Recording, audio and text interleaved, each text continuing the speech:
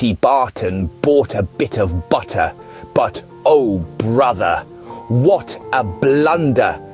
Buckle up, dear listeners, because today we're taking you on a culinary journey of Betty Barton and her butter dilemma. Once upon a time, in the heart of a bustling city, lived a woman named Betty Barton.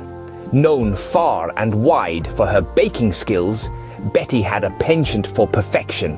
But one fateful day, Betty found herself in a bit of a pickle. She needed butter to make her famous batter. So off she went to the local grocer to buy a bit of butter. Returning home, Betty began to blend the butter into her batter. But alas, something was amiss. The usually delightful aroma of her batter was now replaced with a pungent smell. Betty tasted it, and to her dismay, the batter was bitter. It seemed the bit of butter she bought was not up to her usual standards. Betty was in a bind. Her reputation as a baker was on the line. But Betty Barton was not one to back down.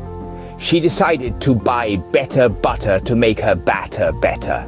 So off she went, once again in search of better butter. This time Betty was careful. She tasted, smelled, and even touched every bit of butter she considered.